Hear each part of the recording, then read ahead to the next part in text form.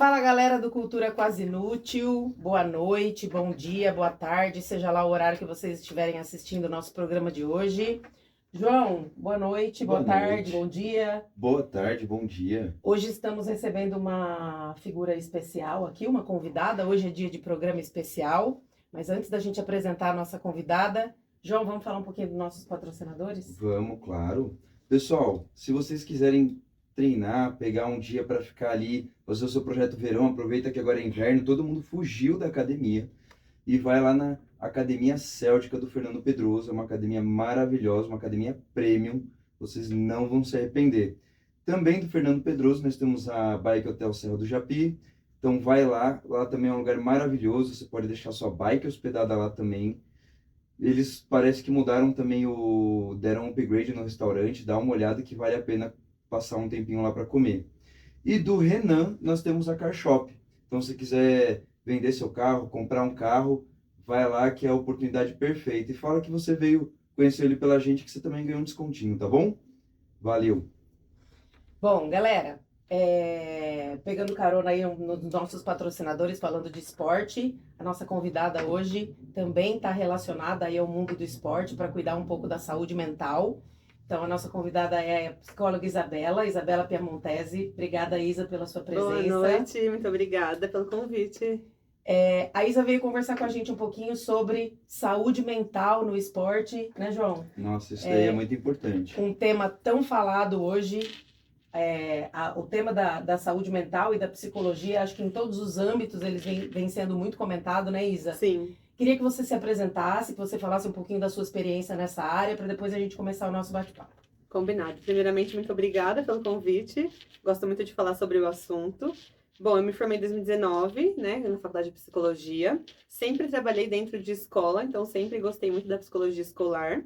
Mas também, como gosto particular, sempre gostei do esporte, né? Então, sempre me interessei, sempre assisti, sempre gostei, sempre pratiquei. Com a faculdade fui me afastando um pouco, mas, enfim, esse gosto sempre permaneceu.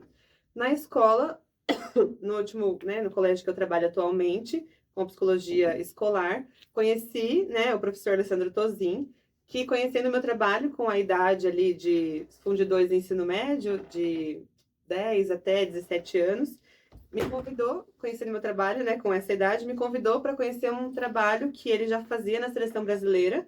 Ele é técnico da seleção brasileira de goalball. O goalball é um esporte para deficientes visuais. E conhecendo o meu trabalho com essa idade, ele me convidou para conhecer o trabalho da seleção de base, né, que era um projeto que estava iniciando, na verdade iniciou em 2022. Em 2023 ele me convidou para ir conhecer o trabalho. E aí, em 2023, ainda nesse mesmo ano, eu comecei, né, o trabalho lá com os atletas. E ali eu me encantei ainda mais por esse universo, né? Então, ali realmente foi onde... Aí eu fui buscar, claro, outras especializações. Então, hoje eu sou especialista em psicologia escolar e psicologia do esporte. Eu trabalho ainda com a psicologia escolar, continuo trabalhando no colégio, mas também atendo aí alguns atletas de forma online, né, com atendimento clínico para os atletas, e também faço parte de alguns projetos atendendo mulheres, né, que estão iniciando e se desenvolvendo na corrida. Então, é um projeto que eu estou fazendo junto com algumas outras profissionais, né, de equipe multi. Também estou fazendo parte de alguns projetos de escolinhas de futebol aqui em Jundiaí e na região. Enfim, então estou ampliando aí dentro dessa área. Mas ali na seleção foi onde eu pude realmente conhecer, me aproximar. E lá eu trabalhei com o goalball, né, os atletas da base, o judô paralímpico e o futebol de cegos. Então, foi onde eu realmente aprendi, convivi, né? Tive uma grande troca ali de experiências e foi onde eu me encontrei, né? Então, hoje eu digo, claro, eu amo a área escolar, ainda trabalho, não me vejo longe de uma escola, mas também não me vejo trabalhando longe do esporte. Hoje ele também faz parte de quem eu sou enquanto profissional. Legal. Isa, vamos falar um pouquinho então sobre esse trabalho de base, né? Quando a gente pensa na formação, na saúde mental para o atleta, né? Se a gente pensar nos grandes esportes, futebol, vôlei, né? Que hoje também o vôlei tem um apelo muito grande aqui no Brasil. Para esse atleta chegar bem formado, emocionalmente falando, acho que esse trabalho de base que já se começa a fazer nessas escolinhas, como você já comentou, Como é que funciona essa formação? Porque a gente vive uma época hoje de crianças que não sabem perder, Sim. né? E são incentivados pelos pais a não perder mesmo, a ir para cima, né? Como é que é feito esse trabalho com as crianças? De que forma vem o trabalho da psicóloga para fortalecer emocionalmente uma criança ou um jovem? Sim, é muito necessário. Eu costumo dizer que antes da gente formar atleta, a gente forma ser humano, né? Então, por isso que eu gosto muito de trabalhar com a base. Quando a gente fala de alto rendimento, performance, a gente sabe que é uma pressão muito grande. Mas quando a gente está falando de crianças e adolescentes em fase de desenvolvimento, a gente não pode desconsiderar isso. Então, primeiro a gente precisa olhar para esse ser humano que está lá se desenvolvendo, né? E quando a gente fala de um ser humano em desenvolvimento, a gente não pode desconsiderar as emoções. Então, e uma coisa que eu sempre falo para os atletas, alunos, enfim, todo mundo que eu atendo, a gente não vai ensinar você a não sentir. Todo mundo vai sentir. Então, a raiva, a frustração, né, a tristeza por perder, não tem como não sentir. O que a gente vai aprender juntos é o que fazer com isso que eu estou sentindo, de forma que me ajude e não me atrapalhe, né? Então, esse trabalho é muito importante porque com os menores a gente começa a falar sobre o reconhecimento das emoções. Então, o que eu sinto quando eu perco? O que eu sinto quando eu ganho? O que eu sinto quando ninguém toca a bola para mim? O que eu sinto? Então, a gente vai reconhecendo, nomeando as emoções. E aí, pouco a pouco, a gente vai trabalhando essa psicoeducação, que é o que a gente chama dentro da psicologia, né? Eu entendo o que eu sinto, eu nomeio o que eu sinto e aí eu aprendo o que fazer com isso. Não é fácil, eu costumo dizer para eles, porque a psicologia é muito subjetiva. É diferente de uma coisa palpável que a gente consegue enxergar e ver uma mudança ou, né, ver uma evolução. Então, por isso que eu acho que a psicologia é tão difícil de ser compreendida, tanto na área do esporte e aceita também, né? Na área do esporte e nas diferentes áreas, realmente, porque a gente não consegue ver, ela não é palpável. Então, a gente precisa que eles acreditem e, pouco a pouco, no comportamento, a gente consegue ver as evoluções. Então, eu digo, desculpa, eu digo que a base do nosso trabalho é o comportamento, né? Principalmente na abordagem que eu trabalho, que é a cognitivo-comportamental. Então, o que eu penso e o que eu sinto impacta na forma que eu me comporto. Então, pouco a pouco, com esses atletas, alunos, enfim, jovens, a gente consegue ir ensinando isso. Assim como eles aprendem as técnicas e as táticas do esporte que eles fazem, eles também conseguem aprender a lidar com as emoções e saber usar isso de uma forma positiva, de uma forma que não vá atrapalhar. Eu costumo dizer para eles, eu aprendo, quer dizer que vai dar certo sempre? Não, nem sempre, porque nós somos seres humanos, não somos máquinas, né? Então, é outro conceito que a gente precisa desmistificar muito com eles. Mas é possível. E quando eles começam a ver na prática, nossa, eu lembro que você me falou isso, nossa, eu lembrei daquela estratégia. Então, pouco a pouco, a gente vai tentando trazer algumas estratégias, dependendo da faixa etária. Algumas mais lúdicas, outros mais velhos, a gente já consegue trazer algumas coisas ali, né, que fazem mais sentido na linguagem deles. E aí, quando eles começam a aplicar, a praticar, e aí vai fazendo sentido, aí sim eles começam a engajar um pouco mais, né? Então, na base, esse trabalho é essencial para o reconhecimento das emoções. Não só para o esporte, mas para a vida. Sim. Né? Quando você fala no reconhecimento das emoções, é validar. É ele validar aquilo que ele está sentindo. Então, tipo, errei uma bola, errei um ataque, errei um chute, errei o gol, ou o goleiro tomou um gol que não deveria ter tomado. Tudo bem isso ter acontecido e qual é a ferramenta que eu vou criar para lidar com isso agora? É isso. Isso, exatamente, eu falo. Para que eles não quebrem, né? Porque é muito fácil com um erro assim, se você não tem controle emocional, né? Acabou você ali, acaba né? o jogo para aquela pessoa, às vezes. Exatamente. É uma coisa que a gente trabalha muito com eles, não tem problema sentir. Então, eu tomei um gol, eu tinha certeza que eu ia conseguir pegar aquela bola, não acredito que eu tomei aquele gol. Tá tudo bem você pensar isso e sentir isso, você precisa se permitir sentir. Mas naquele momento isso vai te ajudar? Aí vem essa outra orientação, o que está no meu controle e o que não está. Se eu ficar focado naquele erro durante o jogo, não vai me ajudar, porque daqui a pouco vem outra bola, daqui a pouco tem outra jogada, tem outro tempo, tem outro jogo, e isso não vai me ajudar. Então, eu entendo que eu errei, mas eu preciso respirar fundo e voltar o meu foco para o que eu ainda posso fazer. Então, o trabalho que a gente faz também, essa reestruturação cognitiva, é uma das estratégias que a psicologia do esporte pode contribuir para os atletas, né? E isso independente da idade, da modalidade, do alto rendimento ou não. Então, essa é uma estratégia que a gente trabalha bastante, essa reestruturação, essa mudança de foco.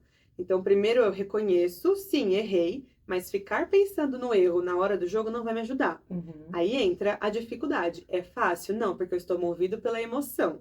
Então, eu preciso respirar fundo e tentar me conectar de novo com aquele jogo, com o que eu ainda posso fazer. O que passou eu não posso mudar, mas o que eu ainda posso fazer? Então, esse é um dos trabalhos que a gente faz. Depois, quando o jogo acaba, aí sim, eu me permito sentir, eu me permito, né, refletir, e aí a gente faz essa análise do erro, da dificuldade, seja como for. Então, enquanto coletivo, a gente analisa o que o time precisa melhorar, e enquanto performance e rendimento individual, eu também preciso refletir as minhas ações. Então, o que eu posso melhorar para o próximo jogo? Né? Como eu posso tentar evitar de tomar aquele gol? Ou como eu posso chegar mais rápido naquela bola? Enfim. Sim. E aí sim a gente pensa e cria algumas estratégias. Mas na hora do jogo, eu preciso conseguir me concentrar, né? Lidar com essa emoção de forma mais rápida, para focar os meus esforços no que eu ainda posso fazer, né? Para ajudar o meu time, ou se for um esporte individual, para me ajudar a atingir o meu objetivo. Uhum. Cara, E acho que num que legal, né? esporte, acho que no esporte individual, me corrija se eu estiver errada. Eu acho que no esporte individual isso é ainda mais difícil, né? Porque ou não, né? Porque vamos pensar, o nadador, o tenista, ele tá ali, é ele com ele, Uhum. né? Então, ao mesmo tempo que ele também não tem ninguém para acusar, ele também não tem ninguém para dizer, vai, vamos para a próxima, Sim. né? É. Então, eu acho que no esporte individual, esse equilíbrio emocional, ele ainda é mais intenso. Mas, cara, você pensa nisso, eu fico muito feliz porque você pensa, na minha época não tinha nada disso. Não se falava Então, sobre assim, isso, né? eu comecei a trabalhar mais o meu psicológico, o meu emocional depois de velho. É isso. Mas agora, imagina você já ter esse tipo de cuidado Desde desde pequeno, né? jovem. Nossa, a pessoa já vira um adulto bem funcional emocionalmente. Isso é muito legal. Com certeza. Sim. Isso era até uma coisa que eu queria perguntar a sua opinião, Isa. Você enxerga que hoje as direções dos clubes, das escolinhas, eles estão abrindo mais a cabeça em relação a isso, sobre a importância e a necessidade de se trabalhar o equilíbrio emocional, né? Sim, sim.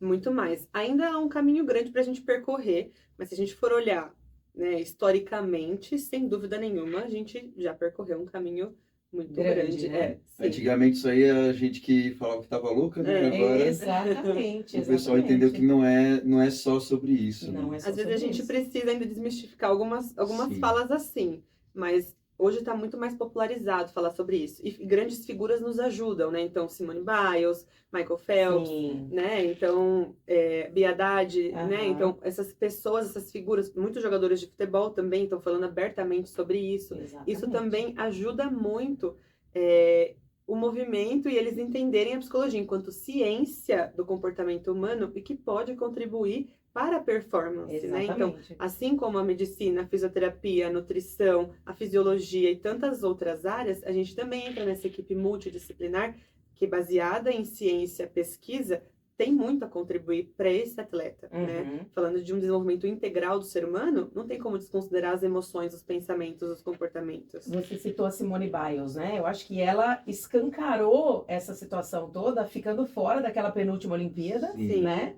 Onde ela declarou, eu não estou bem Sim. emocionalmente, Sim. é o meu psicológico que não está me permitindo, né? Então, eu Sim. acho que isso ficou nítido, a importância Mostra desse como é equilíbrio necessário. emocional, né? Exato. E o quanto eles são massacrados e cobrados por isso, né? Sim, se a gente for pensar em esporte de alto rendimento, não é saudável, né? Não é saudável, nem fisicamente, nem emocionalmente. É claro que a gente ama acompanhar e a gente faz parte do trabalho. Quem entra nessa vida já sabe disso, mas se a gente for olhar no quesito saúde, não é saudável. Não é saudável. As horas intensas de treino, tudo que eles abrem mão. E muitas vezes, quando a gente volta olhando para a base, as famílias que querem, não, eu quero que meu filho seja, né, um jogador, eu quero. Claro, as famílias têm que incentivar e têm um papel essencial nisso, mas não tem noção do que é uma rotina de um profissional. De um profissional que vive disso, né? É um emprego. Sim. Então a gente percebe também que muitos também se frustram porque tem uma expectativa totalmente diferente. Tem que também até distorcida. trabalhar com as famílias para fazer o encorajamento não virar uma pressão, né? Porque Exatamente. é muito fácil você encorajar e o seu encorajamento, mesmo que com carinho, possa trazer essa pressão muito grande na mente, no psicológico daquela criança. Sim, se a gente for pensar de demanda, o que a gente mais ouve é isso. Qual que é a sua maior dificuldade no esporte hoje? Medo de errar e pressão dos meus pais. É a maior demanda. A única, não, mas a maior demanda que a gente tem é a ansiedade, como lidar com a ansiedade pré-competição, mas principalmente medo de errar e de desapontar, decepcionar, a pressão, a cobrança. Então, sempre está relacionado a isso. E aí, você acabou antecipando a minha próxima pergunta. A psicologia, né? A psicóloga, você trabalhando junto aos atletas, existe também um trabalho feito junto aos pais? Uhum. Ou esse trabalho é só feito dentro de campo com os atletas? Sim, quando a gente fala de criança e adolescente, a gente sempre tem que trabalhar com orientação parental, né? Claro que quando eles são adultos, quando a gente fala aí do alto rendimento do esporte para adultos, talvez não tenha tanto esse trabalho de orientação às famílias, mas ainda assim pode ter, porque a gente pode usar essas pessoas como rede de apoio, né? Se a gente falar aí dos adultos no alto rendimento. Mas pensando no olhar da base, a gente precisa dos pais como parceiros. Então, seja numa escola ou olhando pro esporte, a gente precisa trabalhar essa orientação. Então, o papel do pai enquanto incentivar, mas não cobrar com tanta pressão, entender, escutar o filho, apoiar, mas como eu tô fazendo isso de uma forma assertiva, né? Então, quando ele me traz uma frustração, eu reforço essa frustração ou eu acolho o sentimento e tento transformar para ele de uma forma diferente? Não é fácil porque, como vocês falaram, os pais também não tiveram isso, eles também estão fazendo isso pela primeira vez, né? Então, é muito desafiador. Por isso que entra o papel da psicologia nessa orientação. Né? Então, realmente é muito importante que a gente tenha momentos que sejam individuais, depende aí, né, da necessidade de cada família e de cada atleta, mas também alguns assuntos que precisam ser tratados coletivamente, porque os pais, se a gente for pensar, o atleta passa quanto tempo com a gente no clube, né, ou enfim, ali nas escolinhas? É pouco tempo praticando ali a atividade e o exercício. Eles estão muito mais tempo em casa. Então, a gente precisa que esses pais sejam multiplicadores, né? É assim que a gente chama, eles são uma rede de apoio, mas eles multiplicam o que a gente trabalha. Não adianta eu falar uma vez e esperar que eles, né, quando voltarem para conversar comigo, já vão estar, nossa, deu tudo certo. Não é assim. Eles precisam praticar. Então, a gente precisa desses pais do nosso lado. E isso vem de novo com essa psicoeducação, porque muitos têm essa crença enraizada do que, mas na minha época não tinha isso, mas na minha época não precisava, mas para que isso agora? Então, vem nessa psicoeducação de entender o perfil de cada família, de entender como é a forma de eu, né, como vai ser a melhor forma de eu tentar explicar para cada família, de mostrar para aquela família que qual é a necessidade do filho naquele momento. Enfim, aí a gente vai tentando manejar com alguns exemplos, com algumas estratégias, como aquela família pode contribuir para o crescimento daquele filho. E pela tua experiência, Isa, você sente um acolhimento dos pais em relação a isso? Ou vem essa postura de, ai, e vem essa geração Nutella precisando de um psicólogo para ensinar a perder? Porque na minha época não precisava disso. Você sente um apoio dos pais, um respaldo dos pais de respeito ao trabalho do psicólogo e seguir, de certa forma, essa orientação de que vamos validar o sentimento, né? Vamos criar ferramenta para lidar com essa situação? Ou você sente uma certa restrição dos pais? Depende.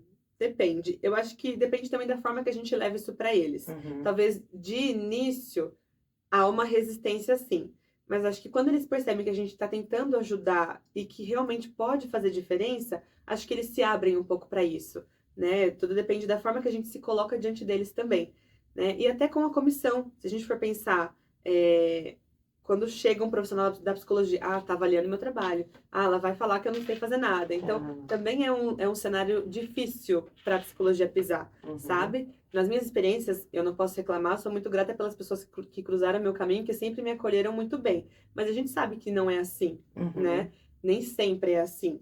Então, a gente precisa ter muito esse jogo de cintura de ir pouco a pouco, gradativamente, né? Mostrando que a gente pode contribuir e somar. Não é tudo que foi feito até aqui está errado. Se a gente pensar por esse lado, e se a gente tentar dessa forma? Acho que pode contribuir com isso, né? Aprimorar o processo, né? Não é mudar ele completamente. Exato, né? Desconsiderar tudo que foi feito, né? Senão as pessoas também se sentem inferiorizadas. E os pais também, né? O pai pensa, pô, eu sou o pai, eu sou mãe, tudo que eu fiz então tá errado. Eu tô fazendo o meu melhor. Então, sim, a gente sabe que eles estão fazendo o melhor. E eu sempre falo isso pros atletas, pros alunos que têm alguma queixa nesse sentido. Seus pais estão tentando fazer o melhor. Talvez não seja o que você acha que é o melhor, mas é o que ele consegue fazer. É as ferramentas que ele tem hoje para Isso, trabalhar. exato. É o melhor que ele consegue com o que ele tem. A gente pode ampliar e tentar melhorar? Claro que sim. Então, tem resistência? Sim. Mas eu acredito que quando a gente consegue mostrar com um pouco de flexibilidade, né, ali o jogo de cintura, a gente consegue caminhar juntos nisso. Algumas famílias a gente tem um caminho mais longo para conseguir essa parceria, mas outras acho que a gente consegue de uma forma mais rápida. Uhum. E assim, é interessante que a gente estava falando dessa questão da geração, né? E como as pessoas não entendem a mudança da geração. Mas até mesmo na minha, eu sou bem jovem ainda, tenho 30 anos, não estou numa geração tão longe assim. Eu não tô, tá, gente? Não tá? Por favor, eu tenho 28, por favor. E assim, na minha época não tinha rede social, assim, minha rede social maior era o Messenger, quando eu tinha Exato. 12 anos. Então, assim, a pressão que a gente tinha antes era de repente, um primo, um colega da escola que se destacava mais do que a gente. Hoje, você abre a internet, todo mundo parece que se destaca mais do que você. É. Então, é muito difícil para um adolescente, para um jovem hoje, não olhar a rede social e falar assim, caramba, tá todo mundo muito melhor do que eu.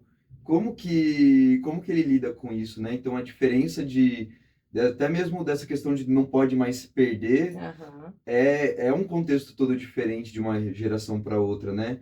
Eu não sei, você também é jovem, então você Sim. não sei se você chegou a trabalhar com gente de outras gerações, se você nota essa diferença, né? Sim. Na verdade, se a gente for pensar no trabalho com os adolescentes, essa comparação já é natural, né? Uhum. Então, eles já passam por esse período da adolescência, aí pré-adolescência, adolescência, essa comparação já é muito cruel, né? Com a rede social, isso ainda potencializa muito mais.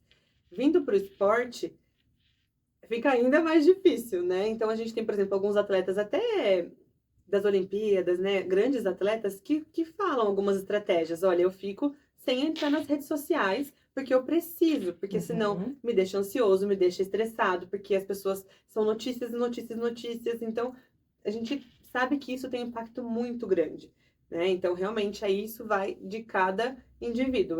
Por isso que é importante esse acompanhamento individualizado, né? Não é um trabalho clínico, mas a gente também faz atendimentos individuais para conseguir entender. Então, o que funciona para você? Para você é muito ruim ficar vendo as redes sociais antes de um jogo importante? Ou, né, quando você está na preparação para um jogo, ou quando você perde um jogo, quando você entra na rede social, depois te faz mal e reforça aquele pensamento e sentimento negativo? Então, é importante a gente entender o que causa para aquela pessoa, para aquele atleta. Porque daí juntos a gente consegue elaborar algumas estratégias que vão funcionar para aquela pessoa, né? Então, a gente pode construir juntos essas estratégias.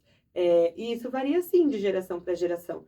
Mas hoje eu acho que o impacto da rede social nessa comparação, nessa pressão, é muito grande e independente da geração. De formas diferentes para cada um, mas impacta demais. Uhum. Legal. E aí, voltando a falar do meio do futebol, né, Isa? E aí, vamos entrar um pouquinho nessa questão de ser mulher, Sim. trazer um serviço essencial, porém ainda rotulado muito como nutelice, Sim. né?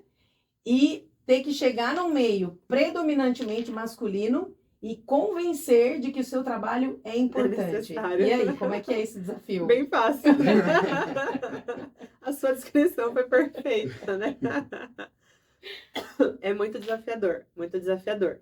Por isso que eu falo, a gente tem que se apegar a dados, né? Uhum. Toda orientação que eu faço para os atletas, quando a gente fala aí de ansiedade, de estresse, sempre vem de um pensamento de que, se eu perder, se eu errar o gol, eu vou perder. Se eu perder, vai acontecer isso. E como que a gente lida com os pensamentos? Com evidências, com dados. Então, tá, se eu perder, isso vai acontecer, mas e agora? O que eu posso fazer? O que está no meu controle? Então, eu posso tentar dar o meu melhor, enfim. Então, eu sempre oriento eles a isso, me concentrar no aqui e agora, no que está no meu controle fazer. E aí, só para associar, né? Então, no trabalho, quando a gente chega num ambiente assim, a gente também precisa planejar. Então, a gente vai fazendo essa leitura do terreno, né? Do ambiente. Uhum. Tá, onde eu posso pisar, como que as pessoas me recebem, né? Onde eu tenho mais abertura, né? Por onde eu posso ir caminhando. E aí eu entendo que o mais importante é a gente se apegar realmente a evidências, né? Então, a psicologia é importante por quê? E aí a gente mostra isso. Então, muitas vezes, até as contratações, né, de psicólogos, muitas vezes, quando a gente começa, não vou começar num clube grande, não, ó, o seu trabalho já começa, fica à vontade, você tem tudo que você quer. Não, a gente precisa ir mostrando. Então, primeiro deixa eu conhecer o trabalho, né? Como que é o trabalho aí? Posso ver, né? Posso oferecer uma palestra? Posso fazer uma prática, né, de visualização? Posso apresentar uma estratégia para os atletas? Então, a gente vai mostrando o nosso trabalho e aí os técnicos, comissão, enfim, vão vendo que faz sentido e aí pode ajudar, aí eles vão se abrindo pra gente, né? Uhum. Então, eu entendo que a maior arma que a gente tem a nosso favor é realmente o trabalho, mostrar na prática. E eu, especificamente, sou uma pessoa, assim, que eu gosto muito, né, dessa comunicação, de me aproximar, de estar perto. Eu falo que a psicologia, para mim, ela tem que ser próxima. Claro que a gente tem a ética, tem o distanciamento necessário, tudo isso faz parte, mas se eu não estou lá com eles, não faz sentido, né? Eles não vão me procurar, seja na escola ou no esporte, ou em qualquer área, assim. Não adianta, não, a psicóloga tá lá em tal lugar, se você precisar, você procura ela. Eles não vão atrás da gente, né? Então, quando a gente fala de criança e adolescente, mais ainda. Expor as emoções é se expor demais, É né? sempre muito difícil para qualquer um ter que falar de uma coisa que é difícil até mesmo para ele lidar, né? Exato. E dirá expor para outra pessoa. Exatamente. E uma coisa também, quando você busca pela terapia, você vai até o terapeuta, né? Sim. Você sente a necessidade. Sim. De repente a psicóloga cai de paraquedas aqui. Eu não tô chamando ninguém. Quem disse que eu preciso de ajuda? Sim. Né? E aí vem a psicóloga aqui dizer quais são as ferramentas que eu tenho que usar. Vai querer saber o que eu tô sentindo, vai querer invadir minha privacidade. E aí, por isso que eu vou tentando desmistificar alguns conceitos, sabe? Então, não é a psicóloga, não tem... Quando a gente fala de esporte, futebol, que foi a sua pergunta, a gente não tem uma salinha de atendimento, a gente vai atender onde dá. Claro, tem alguns assuntos e alguns atendimentos que são mais sensíveis e precisam de uma restrição, é óbvio que sim, é uma área muito delicada. Mas a gente pega o que, então tá recolhendo cone, vamos lá, vou com você, e a gente vai conversando. Tá na fisioterapia? Tá sozinho, dar uma saidinha, enquanto tá lá tratando, eu tô lá atendendo esse atleta. Então, eu observei um treino, eu observei um jogo, eu vi uma desregulação emocional, enquanto ele tá indo pro vestiário, eu tô andando do lado dele, a gente tá conversando. Então, não é uma consulta, a gente tá quebrando algumas ideias que eles têm. Então, nossa, agora é conversa com a psicóloga. E eles sempre perguntam, né? Agora é palestra? Eu falo, não é palestra, é conversa. Eu não quero palestrar, não quero falar sozinha, eu quero conversar. Eu preciso que vocês falem. Então, eu vou tentando me aproximar, tanto dos atletas como da comissão, para mostrar que eu tô para contribuir, né? E não sou a detentora do conhecimento, sei tudo. Não, a gente pode juntos trocar. Então, claro, tem alguns assuntos que, então vem comigo, uma palestra com a nutricionista. Vamos, como que a nutrição e a psicologia conversam? Vamos juntas, então a gente vai construindo e somando, sabe? A gente pode se apoiar dessa forma. Então, eu sempre vou tentando trazer da forma mais prática e lúdica possível para eles entenderem que a gente está lá para realmente somar. Não é fácil, imagino quantas mulheres que passaram por caminhos muito difíceis para eu poder estar aqui hoje, por exemplo, né? E eu sou muito grata por isso. E eu sei muitos desafios que a gente ainda vai enfrentar, mas realmente eu acredito muito nesse trabalho da transparência e dessa proximidade. Eu acredito que sem o vínculo, ele é importante em todas as áreas, mas na psicologia, o vínculo ele é essencial. Então, se eu não me mostro uma pessoa aberta, disposta, disponível para essa comissão, para esses atletas, não faz sentido. Para que eu preciso da psicologia, né? Então, muitas vezes a gente eles estão numa atividade da físio, mas é importante o atleta ver que a psicologia se importa, né? Que a psicologia está lá acompanhando. Então, estou observando um treino, estou acompanhando. Isa, você viu meu gol? Isa, você viu que eu acertei? Isso para eles é importante, isso vai gerando conexão. E para o trabalho da psicologia funcionar, a gente precisa de conexão. Então, acho que com isso, a gente consegue mostrar para a comissão e para os atletas o nosso valor.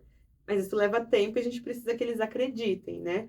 Mas acho que com essa humildade, esse jogo de cintura, a gente consegue ir caminhando e entrando nesse cenário. Aí você falou em jogo de cintura, né? Eu fico imaginando, porque a mulher, ela tem um lado todo maternal, né? Por mais que você não tem filhos, que eu sei, mas a gente desenvolve, é da mulher isso, né? E aí você lidar com algumas situações, o atleta traz algumas coisas que no meio da conversa você pega uma situação difícil familiar. E aí? até onde vai a Isabela profissional e onde deve parar a Isabela profissional e onde de repente entra a Isabela que vai meio que pegar no colo e, Sim. né? Isso, eu acho que isso vem mais da tua experiência profissional do que Sim. qualquer outra coisa, né? Porque eu imagino que todos os recursos para que você não se envolva mais do que profissionalmente, você tem que ter e colocar isso em prática. Como que é isso, Isa? É muito desafiador. Eu brinco que no colégio tem vários filhinhos, né? Eu brinco com eles, mas, claro, sempre respeitando esse limite. Mas é difícil porque a gente se aproxima muito, né? E como eu falei, eu sou até um pouco dada, então eu gosto demais de estar com eles. E eles buscam muito isso, né? E muitas vezes eles nem percebem que a gente está conversando e está ajudando. Então eles vêm para uma conversa, pedem ajuda, e quando eles saem, nossa, Isa, cara, foi tão bom. E eles nem percebem que eles estavam precisando e que foi uma consulta ou um momento ali com a psicóloga. Então é difícil, porque a gente precisa entender o nosso papel enquanto profissional, o momento de fazer um encaminhamento, o momento de, olha, isso eu preciso compartilhar com a sua família, né? Então a gente precisa. E muitos já começam a perguntar, isso você precisa falar? Ou tudo que eu falo aqui fica só para você? Ó, depende do que você me traz, eu preciso levar para o técnico, depende do que você me conta, eu preciso compartilhar com a sua família, né? Então a gente tem que ser muito transparente. E a gente consegue isso com o vínculo. Então, eu tenho um bom vínculo, eu construo esse bom vínculo, o atleta confia em mim, e aí com isso eu consigo pontuar o que eu preciso quando preciso, né? Então, é difícil porque tem histórias que são muito delicadas, né? A gente acaba esbarrando em situações familiares que a gente não consegue ultrapassar.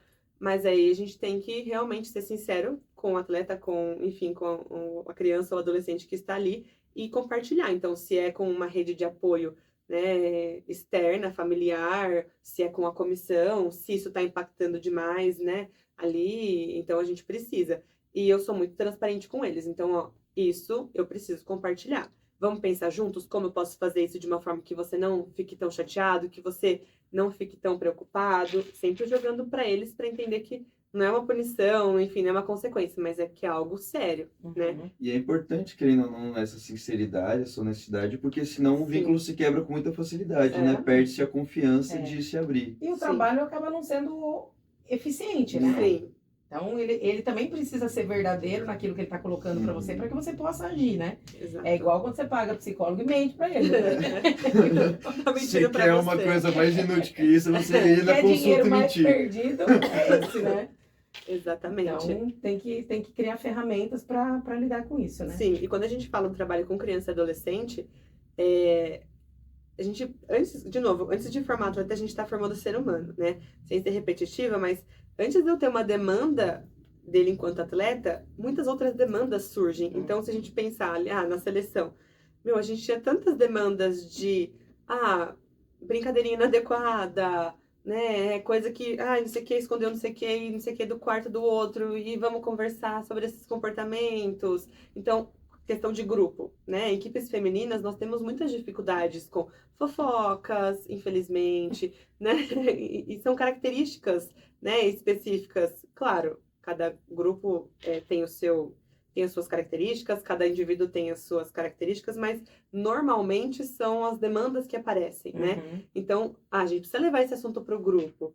Então, eu me junto com a minha dupla e aí eu excluo fulana. Então, essas demandas não são do esporte, são demandas da vida.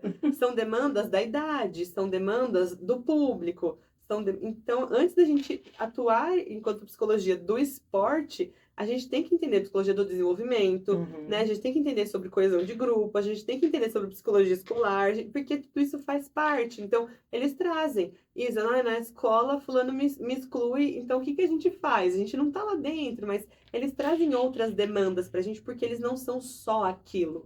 Claro que eu não tô lá como clínica de novo, e aí quando você pergunta de distância, de limite ético, é isso que eu preciso entender. Agora isso não tá cabendo. A gente precisa focar nessa demanda, porque você precisa entrar no jogo. Mas não é de lá, mas está causando tanto sofrimento que está impactando no desempenho desse atleta. Então, é um sinal de alerta, eu preciso cuidar disso, mesmo não sendo relacionado ao esporte naquele momento.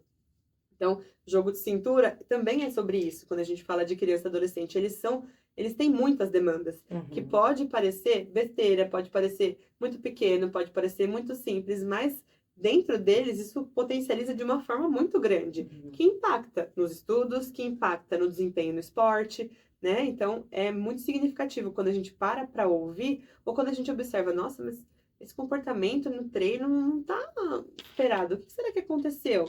Então, por isso que eu falo que a psicologia tem que ser próxima. Claro, não é nossa responsabilidade, mas quando a gente está lá, a gente consegue talvez antecipar Sim. uma situação que pode se desdobrar para algo maior e causar um prejuízo maior para esse atleta.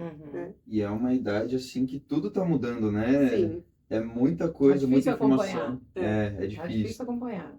É difícil. E eles têm que lidar com muitas coisas. Então, se a gente pensa adolescência, escola, relacionamentos, né? Porque a gente fala Começa a criar relacionamentos também na adolescência. Sim, a gente fala de relacionamentos não só amorosos, a gente Sim. fala de relacionamentos de amizade com família, Sim. responsabilidades enquanto aluno. E aí vem vamos pensar uma criança ou adolescente que está nessa carreira de atleta como um trabalho. A gente tem, né, na escola que a gente atua, é uma escola que incentiva muito o esporte, nós temos muitos atletas de polo, de futebol, de handball, de vôlei, de tênis, e eles têm uma rotina de treino 5 vezes na semana. Então, como que ele equilibra tudo isso? Ele muita precisa coisa. de um apoio, exato, mas as questões da adolescência que ele também enfrenta, não é porque ele é atleta que ele não enfrenta. Já é difícil. Imagina. E a gente sabe, né? A gente Nossa. foi adolescente, a gente, né? Eu também, pode parecer, mas foi ontem que eu fui adolescente, não faz tanto tempo. Não faz. Não dá pra notar. Não dá, né? Não Obrigada, dá. João, pela sua delicadeza. Mas aí eu tenho uma curiosidade. A gente tá falando de vários esportes, da pressão que tem. Tem esportes onde a pressão é maior ou menor, que você saiba, assim, que você já trabalhou com vários, ou todos a pressão é igual? Porque imagina assim, o futebol é o que tem hoje no Brasil o maior valor. Então eu não sei, a expectativa é maior ou a expectativa é maior em esportes que são menores e menos visados? Onde que está a maior pressão, assim? Claro que vai de indivíduo para indivíduo, Sim, mas tem alguma diferença entre a pressão de um esporte para outro? eu acredito que tenha sim. E são pressões diferentes, eu entendo, né? Quando a gente fala do futebol, pela visibilidade que ele tem, é uma pressão realmente absurda, né? E até quando a gente pensa em alto rendimento, uma pressão, né, indiscutível, mas isso também reflete nos atletas da base. Então, eles, eu quero ser igual a fulano. Ou, eu não posso errar um gol, porque amanhã na escola vão zoar, porque que eu errei um gol, mas você não treina tanto, você errou um gol, ou que frango, você é Hugo Souza? Não, Hugo Souza não toma frango, Hugo Souza toma. Você não joga naquele time lá de base, Isso, você não você é tá banco. treinando todos os dias pra errar Isso. assim. Você é banco. Então, assim, são comentários que pelo futebol ter a visibilidade que tem, são coisas difíceis da gente desconstruir, né? Mas, por exemplo, um esporte que tem o peso como um fator importante, por exemplo, o judô. Eles têm categorias, então eles têm um peso para bater para estar dentro da categoria. Então é tem outra essa pressão. ainda, né? Sim, exato. Então é outra pressão. Não tem a pressão da visibilidade, mas tem a pressão de bater o meu peso. Que também é uma coisa muito difícil, dependendo de que categoria você quer se manter e da dificuldade que é para você manter essa categoria, né? Exatamente. Então também há uma pressão. Ginástica, esses esportes que o corpo, o peso importam muito, isso também gera uma pressão estética, de autoestima muito grande. E o próprio psicológico, às vezes, da própria alimentação, né? Porque estar regrado Sim. é muito difícil. Muito. Isso pode gerar um comportamento compulsivo, né? Então, não sei se pode gerar também uma compulsão alimentar, mas talvez nem sempre gere um transtorno, mas um comportamento compulsivo ou um comportamento negativo dessa pessoa, né? Da visão dela mesma, com certeza. Então, essa pressão não é a mesma do futebol, mas também é uma pressão muito grande, Enorme. né? Enorme. Então, eu preciso bater o peso até tal dia, porque tem a pesagem, e aí o que eu faço? Eu tô longe do peso. Então, é difícil. E manter essa rotina entre uma competição e outra competição é difícil. E aí vem as estratégias nutricionais e comportamentais da psicologia. Então, ok, acabou essa competição, nós temos outra quando? Muitas vezes nem tem outra competição ali em vista. Mas já tá na expectativa. Tá na expectativa. Então, eu posso abrir mão e fazer o que eu quiser, chegando perto eu corro atrás. Não, isso gera um comportamento compulsivo. O alto rendimento, a alta performance não permite descanso, né? Não permite descanso. Então, é importante pensar que sim, existe muita pressão, mas eu acho que ela é diferente dependendo do esporte mesmo que ela acontece. Né? Isa, fala um pouquinho pra gente sobre o seu trabalho que você acabou de mencionar aí na sua apresentação, em relação a esse trabalho que você faz com mulheres na corrida. Uhum. Como que é isso? Sim, é um projeto muito legal. Lá na seleção, né, eu conheci muitos profissionais incríveis. Eu sou muito grata por isso também. Eu falo para eles sempre, porque eles mudaram realmente a minha vida. E eu sou muito sincera em relação a isso. E lá, a nutricionista de lá, ela é corredora Uhum. e a mãe dela é triatleta. E a mãe dela, ela tem um projeto que chama Elas Atletas, e dentro desse projeto ela faz alguns projetos, né, menores, e a gente está com um projeto que chama Transformação. Então a gente abriu para mulheres que querem iniciar na corrida ou que querem melhorar o desempenho na corrida, ou na musculação, ou em alguma área do esporte, mas tendo a corrida também como base. E aí a gente faz um atendimento de uma equipe multi. Então tem a Nutri, tem a Físio, que é especialista em biomecânica da corrida, temos, né, a mãe dela, que ela é profissional de educação física, além de ser triatleta, que faz também o treino da corrida. E aí eu entro também com a parte da orientação da psicologia, né? Então tá sendo muito bacana e a Olha gente que faz... legal. É, muito incrível. A gente faz atendimentos, né? Cada uma na sua área. Então eu faço atendimentos com essas mulheres aí na corrida. Claro, com focos e estratégias mais práticas para a corrida. Então, qual é a nossa meta? Qual o objetivo? Qual estratégia a gente pode colocar em prática? Qual é a prova-alvo? Né? E como que a gente pode construir uma estratégia conjunta para você chegar nessa, né, melhor nessa prova-alvo, Que enfim. massa. Que legal. Tá sendo muito legal. Olha, E você aí? é mulher que está pensando em começar a sua vida na corrida, né? Bora! Já deixa sua mensagem aí no Cultura com a Zenute, que a gente passa o contato da Isabela e Isso. Comenta e aí. toda essa equipe multidisciplinar. Gente, isso é muito E profissional, vocês que né? já Muito. têm essa experiência com ela, já também comenta aqui pra gente como é que tá sendo isso. Por favor. Exatamente. E essa é a galera do Passa Mal, né, João? Ah, é. É a galera que acorda às 4 da manhã Nossa. para correr. A Andressa super critica a Nesse gente, frio. galera. Aí Não, você- todos os vídeos que eu recebo dessa galera Cara, doida, eu mando pra Isabela. Eu falo, é gente, loucura. E eu eu já acordo obrigado assim pra meu trabalhar Deus nesse do gelo, céu, eu já pelo sofro. amor de Deus. Você Imagina imagina nesse correr. frio? Eu cansei Cara, de eu chamar pego ela pra moto correr no comigo, frio, ela não morrendo, eu vai. falo, e tem gente que Não sai e vai. corre com vontade. Admiração, Nossa, é isso. admiração. É quando a gente pensa no desenvolvimento de algumas habilidades, é isso que a gente trabalha. A gente vai estar querendo sair de casa sempre para correr? Não. Claro que não. O que te faz fazer isso, né? E é isso que a gente consegue desenvolver nesses atendimentos da psicologia, E né? motivação É, nunca vai ser motivação. 100% o foco, né? Porque você nunca tá 100% motivado. Jamais. Então jamais. vai a motivação, a disciplina, o autocontrole.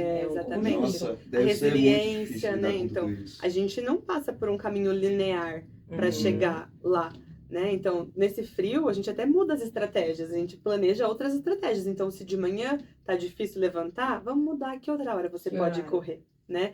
E aí vem essa flexibilidade cognitiva. Não, mas eu preciso ir.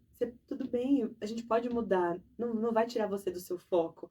Então, também é o trabalho da psicologia essa flexibilidade, né? Vamos pensar juntas uma estratégia, uma reorganização da estratégia. A gente está falando de mulheres adultas que têm uma rotina, então nem sempre vai sair como planejado. Tudo bem, a gente não precisa se frustrar e desistir por conta disso. Uhum. Ter que reorganizar e replanejar durante o processo não é um problema.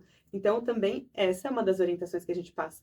Qual estratégia a gente pode pensar juntos, então, juntas, né? Como que a gente pode replanejar? Se treinar 5 dias você não está conseguindo por causa do frio, por causa das férias, por causa do trabalho intenso, por causa do momento que você vive, 5 não é possível, quanto você acha que você consegue? 2, 3, 1? Ainda é melhor que nada, Uhum. né? Então, a gente também vai trazendo essa autocompaixão, eu falo para elas muito. Não é o ideal? Pode ser que não seja, mas hoje é o que você consegue? Então, tudo bem, a gente não está falando de alto rendimento, a gente está falando Sim. do que é possível na sua rotina. Uhum. Então, a gente também vai trabalhando esse acolhimento e desenvolvendo algumas habilidades psicológicas para essas mulheres, para a corrida, mas, de novo, para a vida também, Sim. né? Lógico. Não, e essa questão do não desistir, né? Como o João falou, a gente nunca está 100% motivado. Eu acho que essas adaptações, elas são essenciais, né? Sim, Porque Lógico. na vida que a gente tem hoje, sim. de zero rotina, Uhum. né? Como é que eu faço? Hoje eu não posso. Amanhã eu não posso de novo. Ah, pronto, no terceiro dia já nem vou Uhum. mais, porque já ferrei a semana. Isso. Né? Você para pra pensar assim, a gente que é professor, vira e mexe, É. mudou o horário de aula, fez uma aula Nossa diferente, você Senhora. pode cobrir aqui. Meu Deus do céu. E assim, é tudo horário quebrado. Meus horários para ir treinar estão todos quebrados. Totalmente Eu vou no quebrados. que dá e não deu, no dia seguinte estamos lá. É o que É dá para isso. fazer. É isso mesmo. E quando a gente pensa né, nesse exemplo que você deu, é uma coisa que a gente trabalha muito no atendimento da psicologia voltado para isso, né? Então, o que eu posso fazer? O que está no meu controle fazer, né? Se o que eu imaginei, a minha expectativa não foi possível, vamos se concentrar no que eu ainda posso fazer. Porque vem o pensamento, e aí é a abordagem que a gente trabalha aqui, eu trabalho. Vem o pensamento negativo. Então, é uma das estratégias, um mapeamento dos pensamentos, né? E eu passo algumas atividades para elas nesse sentido. Então, que pensamento veio que te fez não ir treinar? A gente tem que trazer para o consciente, porque senão a gente só vai vivendo no automático, a gente só vai repetindo o padrão sem refletir. Então, quando a gente está num atendimento desse, a gente tem que trazer para o consciente. Então, por que você não foi? Vamos pensar juntas? Ah, Isa, dava para eu ir. Eu cheguei em casa às 5 horas. É que eu deitei no sofá e me deu uma preguiça. Aí eu falei, ai, como eu já não fui segunda e terça, eu não ia quarta. Também. Então, tudo bem. Qual foi o pensamento? Sabendo o pensamento, a gente vai trabalhar com esse pensamento. Então, ok, veio o pensamento. Qual a função desse pensamento? Ele te ajudou em alguma coisa? Ele foi disfuncional. Tudo bem, né? Nesse momento você não conseguiu vencer o pensamento. Mas vamos pensar, se esse pensamento vier de novo, quais outras respostas a gente pode dar para ele, né? Porque ele vai aparecer. Sim. É o que eu falo para elas. E isso é um fato. A gente não vai impedir que ele apareça. Igual o sentimento. A gente pode aprender a lidar com ele. Então, por exemplo, agora, tá vindo vários pensamentos automáticos na nossa cabeça, porque Sim. eles são automáticos, isso Sim. faz parte. E que a gente aprende a conviver com eles. Então, quando a gente traz para o consciente esses pensamentos que sabotam, que tiram a gente do foco, a gente consegue planejar estratégias para mudança comportamental. Então, o pensamento foi esse. Ai, já não fui 3 dias, a mais, mesmo semana que vem eu recomeço. Não, peraí. Eu não fui 3 dias, mas eu ainda posso ir hoje. Hoje eu consigo, então Hoje por que eu não consigo vou? ir. Exato. Então, eu posso tentar mudar um pensamento que seria disfuncional para um funcional, verdadeiro, e que pode me ajudar a chegar mais perto do meu objetivo, né? É fácil? Claro que não. Mas com essa prática, com esse treino, com os atendimentos, a gente consegue trazer isso para o consciente dessas pessoas e pouco a pouco, nossa, realmente faz sentido. Ah, realmente, olha, eu fui. E qual a sensação depois? Então, a gente vai trazendo a conexão. Eu consegui, eu venci. Tenta, põe a roupa primeiro, vai tomar um banho, né? Faz pequenas coisas, pequenas metas. Tente pelo menos sair do sofá. Então a Faz gente uma vai. atividade, depois você vê o que você faz depois da primeira. Isso Exatamente. mesmo. E lembra o que você sentiu depois que você foi?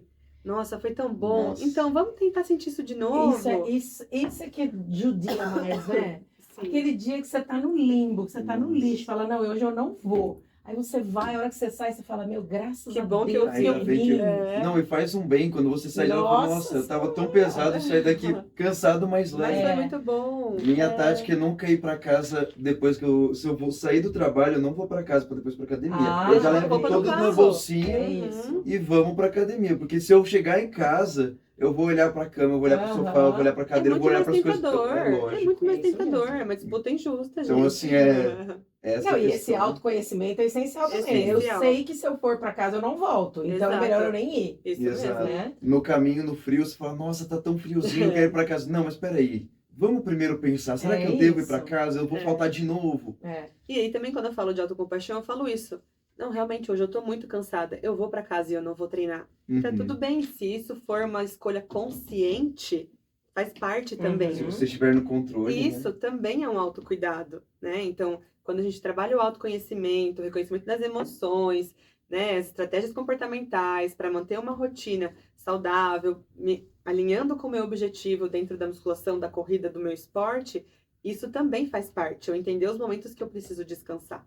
Isso a gente fala de pessoas como nós e também dos atletas de alto rendimento, Simone Biles, né? Voltando por Exato. exemplo. Com Então, certeza. não adianta eu só falar de produtividade. De novo, eu não sou uma máquina, então eu também preciso entender os momentos que eu preciso parar para evitar lesão. Ou quando eu tô lesionado, eu preciso entender que é o momento que eu preciso cuidar disso. Enfim, então quando a gente faz esses atendimentos, nós precisamos, enquanto profissionais, trazer esses insights para aquelas pessoas que a gente está atendendo, né? Que realmente, se hoje eu escolhi ir para casa, porque a semana foi muito cansativa, então hoje eu precisava ir para casa descansar, tá tudo bem, né? Ah, não, é um padrão de comportamento que tá me levando para um caminho ruim, me afastando do meu objetivo. Opa, sinal de alerta, vamos trabalhar isso. Mas são questões que a gente vai avaliar. Aquela questão que você Exatamente. falou, né? De observar os seus pensamentos, É. não deixar só se levar pelo que você pensou na hora, às vezes o Sim. sentimento que você teve no momento. Exatamente. Sim. Olha aí, dessa conversa despretensiosa, tava aqui fazendo propaganda da Isabela agora e termino o programa chegando à conclusão que eu preciso de toda a equipe multidisciplinar da Isabela, porque senão eu não vou sair da minha casa para treinar. Você precisa aceitar meu convite pra ir correr, ao invés de me julgar. Porque ela me julga quando eu chamo ela pra ir correr. Agora você vai começar a correr, Não quer tá? correr 7 horas da manhã domingo, gente? Não, domingo não. Mas ela Tá treina bom, vôlei eu 10 vou da uma hora. noite. Pois é. Olha isso. Pois é. Eu sou uma pessoa diurna, ela é uma pessoa noturna. Mas faz é isso. Como isso faz diferença, Muito. gente? E eu sinto muita saudade de fazer outra coisa que não é musculação, porque antes eu Ah. fazia de tudo. Hoje, você não vai pro treino do vôlei? Acabei de chegar de casa, tá 5 horas da tarde, o treino é às 7. Não vai. Mas isso, e olha só, né? Pra mim isso é uma luta, porque eu brigo com isso há anos. Eu não sou uma pessoa diurna. Não sou. Eu sou noturna. Então, qualquer coisa, se eu precisar corrigir prova, montar prova, é depois das 6 horas da tarde. Jura? Eu vou que vou até 11, meia-noite, mas no Gente. gás. Pra mim E aí isso é ódio péssimo, de porque trabalhar eu vou- de manhã. Eu Eu também, gosto de trabalhar super. e fazer. Não, eu vou Então, terminar agora. Agora, sou Então, super eu não diurna. gosto, mas eu tenho, 7 10 eu vou dançar já. A faculdade foi terrível pra mim, gente, porque eu ficava estudei em Itatiba, na USP. Nossa, tinha aula até 11 da noite. Era cruel. Eu te Nossa, era entendo. horrível. Eu Não, tinha muito eu sono. também só muito estudava à e eu noite. sempre estudei de manhã, até a faculdade eu fiz de manhã. Ah. Então, acho que eu carrego isso, sabe? O E aí, ranço. só que eu já tive que desenvolver estratégias. Por exemplo, a minha filha e meu filho sabem o que é ir comigo para a escola de manhã cedo. E eu sempre falo, o segredo da manhã é uma boa playlist no Boa, carro. exato. Do treino também. Do treino também. Então, é 7 horas, 10 para 7, 20 para 7 da manhã. Axé 1990 já tá pegando fogo no carro.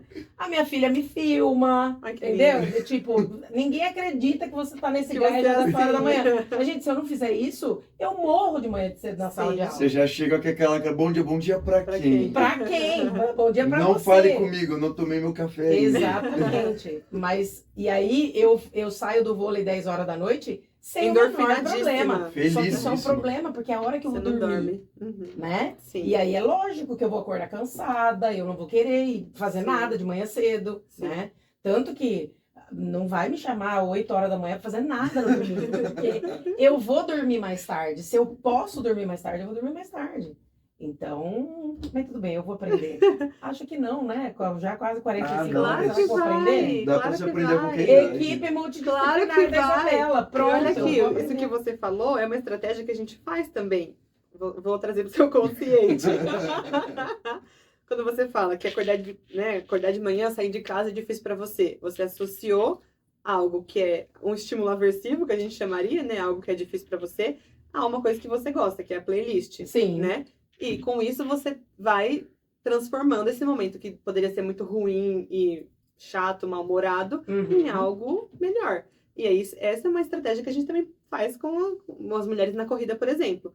Ai, correr é muito difícil pra mim. Isso funciona muito pra mim, especificamente, né? Correr é muito difícil pra mim. Sim, mas eu sei que eu tenho uma playlist que eu só vou ouvir quando eu tô correndo. E eu amo aquelas músicas. Então, o que que eu fiz? Eu associei um estímulo que não é tão prazeroso Sim. a um que é muito prazeroso pra mim. Então, que sinais que eu tô dando pro meu cérebro? Opa, naquele momento, a corrida não é tão gostosa, mas a recompensa é ouvir aquela playlist que eu gosto tanto. Pouco a pouco, eu tô associando que correr é gostoso, porque eu vou estar ouvindo uma coisa que eu gosto demais. Sim. Entende? Então, a gente vai transformando algumas crenças que antes a gente tinha, a gente consegue transformar isso com a prática. Uhum. Entende? Então, muitas vezes a gente faz isso sem nem perceber. Entende? E muitas vezes a gente não faz, mas, caraca, uma coisa tão simples que eu poderia fazer na minha rotina, mudaria, né? Essa é a isso diferença mesmo. de você ter um acompanhamento Você profissional. tá vendo na verdade. só? Porque você Tá vendo sozinho só? não pensa nessas Jamais. coisas. Você pode até inconscientemente, que nem você, fazer uma coisinha Isso. simples. Isso. Mas alguém que vai olhar pra você e falar, por que você não faz isso? Nossa, é muito mais fácil. É igual eu falo, tipo, eu queria ter esse nível de evolução, do tipo assim, hoje eu não quero treinar. Tudo bem eu não querer ir treinar. Não, tudo bem não. Eu já falo, meu Deus do céu, eu me programei pra isso, como eu não quero. Eu preciso ganhar Eu me dinheiro. martirizo demais também. Eu fico, nossa, como que eu fui capaz de não fazer, de fazer isso, de faltar, não pode. Sim. Mas tudo bem, eu Sim. também tenho esse pensamento. Por exemplo, inclusive, hoje não fui treinar, fiquei na minha casa à tarde. E tudo bem não ter ido treinar. O uma Nem vez ou sempre outra vai não estar mata. tudo bem, mas é exatamente isso. Para o nosso objetivo, não somos aqui 3 atletas de alto Jamais. rendimento, Jamais. realmente está tudo bem. Ah, não, mas a minha saúde mental foi impactada, o meu objetivo de emagrecimento foi impactado ou de crescimento. Sim, foi. Tudo bem eu fazer isso às vezes. Uhum. Eu adotar esse comportamento como um padrão, não tá Não tudo bem. pode. Exato. Então, eu ter essa autocompaixão de, realmente, hoje não deu. Me cobrei, mas tá bom, já passou, a vida que segue. Mas se eu ficar repetindo isso, não, sinal de alerta, né? Então, a gente precisa realmente entender. Vai ter dia que vai estar tudo bem e tem dia que o tudo bem não vai passar. Então, É isso aí. é entender que realmente somos instáveis, mas dentro dessa instabilidade a gente consegue encontrar algumas estratégias para sofrer menos. Eu acho que Que é o mais seria importante. isso. Exatamente. Isa, muito obrigada. Eu que Obrigada por ter agradeço. aceito o nosso convite. Foi uma delícia o nosso bate-papo. Nossa, João, uma conversa obrigada. maravilhosa. Eu que agradeço. Obrigada pela parceria aqui. Galera, espero que vocês tenham gostado do nosso bate-papo, que tenha acrescido, né, no conhecimento de vocês. A Isabela continua à disposição Sim. daqueles que quiserem, né, essa equipe multidisciplinar aí para incentivar a correr ou a Isso. qualquer outro tipo de esporte, que é muito Sim. importante. Vamos deixar ali no nosso comentário fixado ali os contatos. Isso. Segue Então, no Instagram. Isso aí. Exatamente. Galera, Muito obrigada. obrigada. Na semana que vem a gente se vê de novo. Vamos ver qual vai ser a nossa próxima pauta, o nosso próximo assunto. E boa semana para vocês. Até semana que vem, É galera. isso aí, gente. Não se esquecem, Academia Céltica, Bike Hotel Serra do Japi e Car Shop, tá? Não se esquece de curtir o vídeo, tá? Não seja um inútil. Seja Isso. quase curta esse vídeo, comente, compartilhe com seus colegas, se inscreva no canal, porque no Instagram a gente tá chegando a quanto? 800? Já passamos de 800? Já chegamos a 900. 900. Já Olha chegamos só. a 900. Nós vamos chegar em aqui- 1000. Eu Ah, quero- depois da eu passagem da quero Isabela, que todos nós vamos meus bombar. alunos e meus atletas seguindo, curtindo e compartilhando. Exato, Vamos aqui chegar no em YouTube 1000. também é importante, viu, gente? Então, e se inscrevam aqui também, não deixa só o Instagram ali cheio, tá? Exatamente. Enche aqui também, tá bom? Gente, muito obrigado, viu? Valeu, Obrigada, galera. gente. Valeu, Foi um prazer. tchau, tchau. Beijo, até mais. Entregaram diploma sem uma direção.